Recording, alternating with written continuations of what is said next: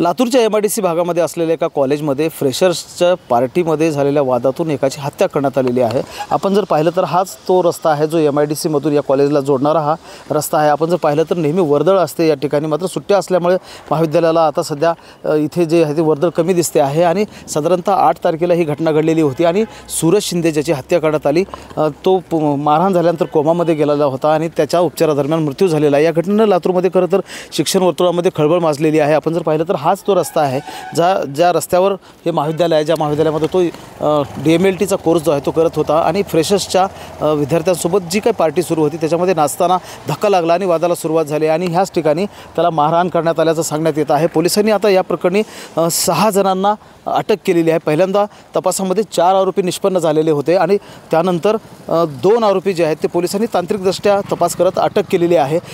सूरज शिंदे याचे भाऊ आपल्यासोबत आहेत, त्यांच्याकडनं जाणून घेणार आहोत। मला सांगा काय घटना घडलेली आहे आणि कशा पद्धतीने तुम्हाला कधी कळलं की सूरजवर अटॅक झालेला आहे वगैरे? सर काय झालं, त्या दिवशी 7 तारीख होती, 7/10/2025 दिवशी मला 4:15च्या सुमारास फोन आला की सूरज शिंदेचा जो मित्र होता माऊली करे आणि अजिंक्य डोगरे ह्यांचा मला फोन आला की सूरज शिंदे यांना कॉलेजच्या बाहेर मारहाण झाली आहे आणि त्या मारहाणीमध्ये तो गंभीर जखमी झालेला आहे। आम्ही त्याला MJ हॉस्पिटलला 1 नंबर चौकाच्या जवळ घेऊन जात आहोत। मग मी 5 मिनिटांनी सूरजच्या फोनवर फोन रिपीट केला असता मला सांगितले की आम्ही MJ हॉस्पिटलहून त्याला सह्याद्रीला आणत आहोत, तुम्ही सह्याद्री हॉस्पिटलला पोहोचा। मग मी सह्याद्री मल्टीस्पेशालिस्ट हॉस्पिटलला गेल्यानंतर तर सूरज त्यावेळेस कोमामध्येच होता, तो काही बोलला नाही किंवा होशमध्ये नव्हता। त्याच्यानंतर डॉक्टरांनी त्याचे प्राथमिक उपचार जे खाली कॅज्युअल्टी विभाग आहे तिथं उपचार करून त्याला ऑपरेशन थिएटरसाठी त्याच्या ब्लडचे स्लॉट तयार होत होते म्हणून त्याला वर ऑपरेशन थिएटरला हलवले सर। म्हणजे उपचारादरम्यानच त्याचा मृत्यू झाला? उपचारादरम्यान 11 तारखेला सकाळी 6:30च्या आसपास त्याचा मृत्यू झाला सर। काय फॅमिली बॅकग्राऊंड आहे तुमचं, म्हणजे आईवडील काय करतात, मग तुम्ही काय करता वगैरे? माझे वडील जे आहेत ते शेती करतात, आम्ही बिनग्याळ गावचे आहोत आणि आई हाऊसवाईफ आहे। तर आणि मी इथं कपड्याचं दुकान चालवतो सर। सूरज DMLT सेकंड इयरला शिकत होता।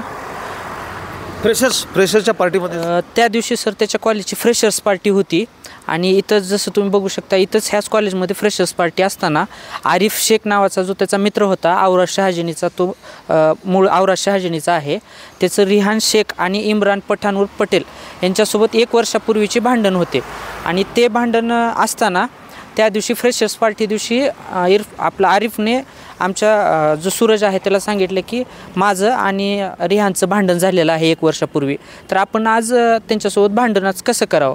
तर सूरजनं असं सांगितल्यावर त्याला म्हणला की आज फ्रेशर्स पार्टी आहे, आज जर आपण काही केलो तर आपल्याला कॉलेजमधून काढून टाकतील।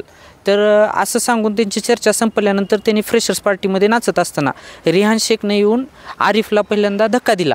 आरिफला धक्का का दिला म्हणून सूरज शिंदे त्याला विचारत असताना तुला बाहेर या, आम्ही बघून घेऊत म्हणून जो इम्रान मित्रांचं भांडण सोडवायला गेला सूरज आणि मित्रांचं आरिफचं आणि रिहानचं जे भांडण होतं, इम्रान आणि रिहान ह्यांच्यासोबत असणारं भांडण सोडवण्यासाठी सूरज शिंदे मध्ये पडला आणि त्याच दरम्यान रिहाननं त्याला सांगितलं तू बाहेर या, आम्ही तुला बघून घेऊत म्हणून त्याने तिथून फ्रेशर्स पार्टीतून बाहेर पडले। त्यानंतर सूरज जवळपास 3:30-4:15 पर्यंत आतमध्येच होता आणि ज्यावेळेस त्यानं बाहेर आलं। सूरजचं काय स्वप्न होतं, काय व्हायचं होतं त्याला? सर त्याला एक लॅब टेक्निशियन व्हायचं होतं। तो सकाळी कॉलेज करून दुपारी निदान लॅबला आणि आता त्याच्यानंतर दुसऱ्या एका लॅबला प्रॅक्टिस करत होता। तर त्याचं स्वप्न होतं की आता आपण हे शिक्षण कंप्लीट झाल्यानंतर सरकारी नोकरीसाठी आपण प्रयत्न करावेत। म्हणजे कुटुंबाचा आधार व्हायचं होतं, आरोग्य विभागामध्ये त्याला सेवा द्यायची होती, मात्र फ्रेशर्स पार्टीनं त्याचा बळी घेतल्याचं चित्र जे आहे ते आपल्याला पाहायला मिळतं। एकूणच जे आहे ते लातूरच्या शिक्षण वर्तुळामध्ये या घटनेनं खळबळ उडून दिलेली आहे। महेंद्र जोंधळे, TV9 मराठी, लातूर।